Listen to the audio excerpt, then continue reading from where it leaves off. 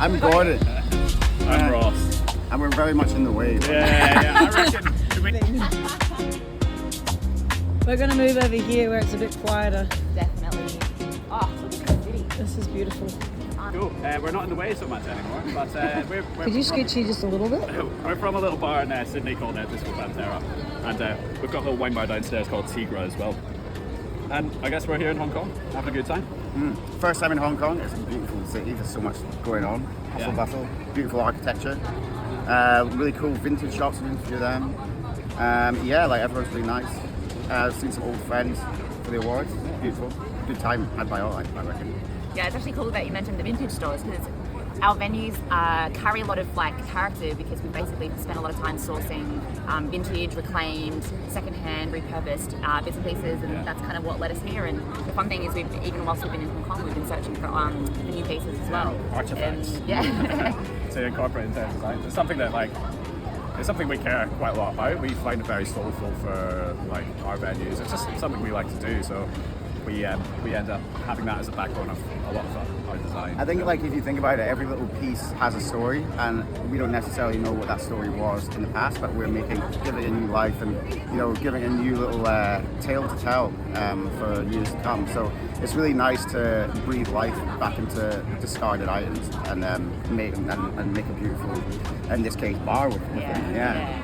So last night we were very fortunate enough. We were very honoured to have won the best bar design in the World Fest 2025. Yeah. So I guess when we kind of wrote our essay, we spoke a lot about we kind of just wrote it like we were explaining the story to some friends. We were talking about how we found all these objects, why we do what we do. It was a long process of collecting and gathering and research, and I think it really came through in front of it now. So it's pretty fun. We wrote a 1,000 word essay entry on an iPhone in cocktail bars in Korea while we were on holiday. Amazing. Yeah, it was pretty fun, and then messaging it back and forth to Gordy. He was in the bar, he would add a little bit, and then back to us, he would add a little bit. So we put everything together because I was kind of in charge of doing the bar functionality aspect of it. What's your experience? My experience, I opened a couple of bars in Edinburgh with my best friend Jan, Panda and Sons and the Redeemer, and then in 2016 I came over here because I really wanted to open a bar with my brother. So a lot of experience of kind of opening venues, just quirky little venues. There was a lot of similarities between what we did in the bars here to what I remember of opening, especially the Redeemer in Edinburgh, driving all over the city. Once there, we got some cinema seats that were 100 years old, and we upholstered them all. Jan's mum actually did it, so No way. She's a handy lady, that. So this time, we had a lot of direction from Cass, taking the design lead there, and Ross was very good at sourcing all these things as well. And to be honest, I was mainly just the driver. I was picking stuff up everywhere. I did a lot of kilometers. Oh man, some of those suburbs that we went in Sydney, I thought I knew Sydney. I thought I've been here for 10 years, and I learned so much, and a lot. So it's funny that you're talking about the interesting stories, because a lot of those interesting stories were the journey to actually go get these things as well.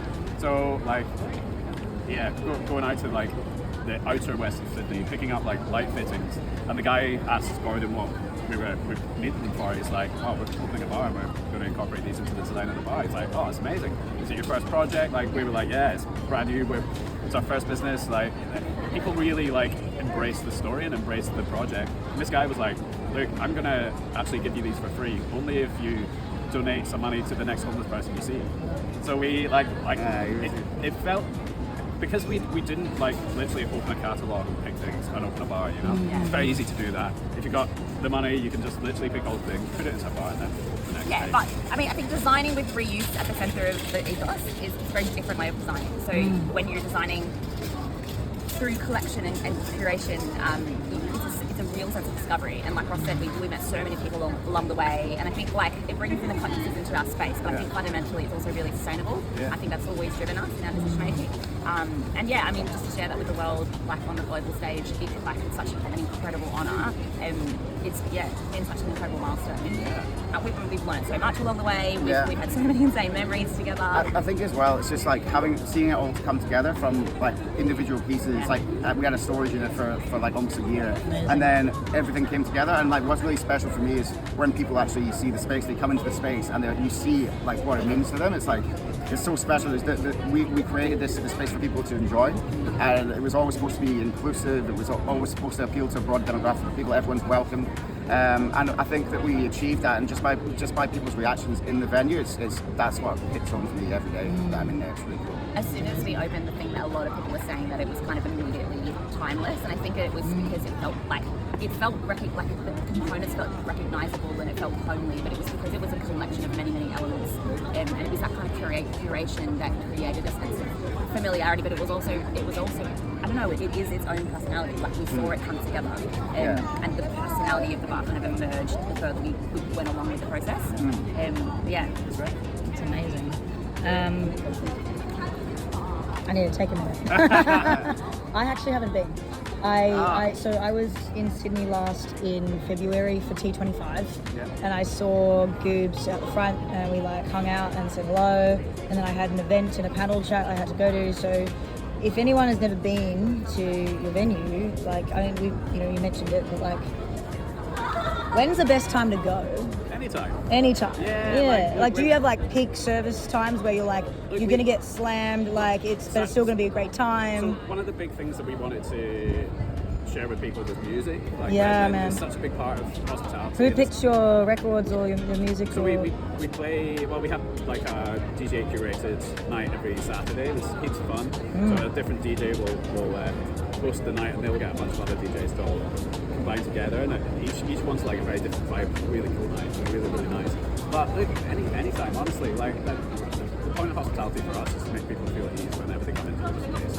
So come see us on a Monday night when it's quiet. Come see us on a Saturday night when it's busy. Just come and have a laugh. And laugh with you. I think it's pretty good where we are.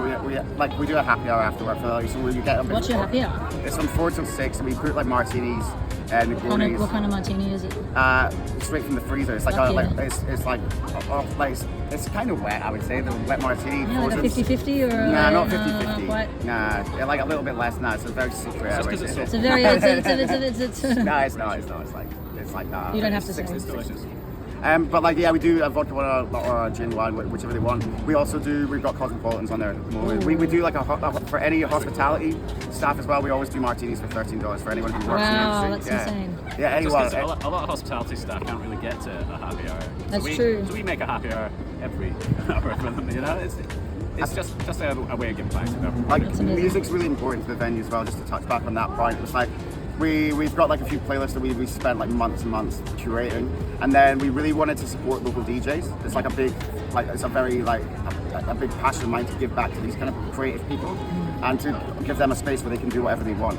And we find that a lot of the time, I'm hearing from DJs that not many people are putting them on. A lot of operators aren't spending money on DJs, and I think it's the biggest mistake ever. I want to give these people what they deserve. And we work with some amazing musicians. They're unbelievable. Yeah, it's insane, and they just create. We've had so many special nights on these Saturday nights when we work with up and coming promoters. So the promoter will put on 4 DJs and as Ross was saying before, everyone's different. We want that kind of eclectic vibe. We encourage them to do their own artwork to promote it for their own followers, and we just want to support them as much as possible. To be honest.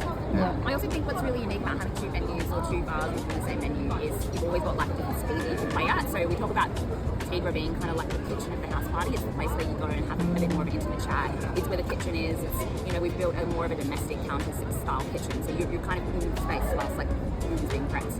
And it makes you feel like you can chat to the chef, chat to the guys pouring you wine. It makes you feel like you've got that pace of conversation and learning and education and exposure. And then you can kind of pop back upstairs and have a boogie, disco balls spinning. So that's kind of the best thing is that it's got all those options for you through the night. And especially on Saturdays, because a lot of people come down for a little breather. A breather, a breather. You need a time big glass of Beaujolais. Yeah, exactly. It's a weird breather, but it's a good It's my kind of breather. What's your hours? So we're open so Disco Pantera opens at 4 p.m. every day. Apart from Sunday, we're shut. And we shut at 2 a.m. We'll never shut early as well. We're always open. We'll never just shut. And Tigra opens at 2 p.m. Tigra opens at 2 p.m. Monday, Tuesday, Wednesday, and then 12 on Thursday, Friday, and then 4 p.m. on Saturday. Kind of a bit like a yo-yo. Nice. Saturday is late night. But yeah. Come see us. We're always there. Okay, perfect. Is there anything else you want to say?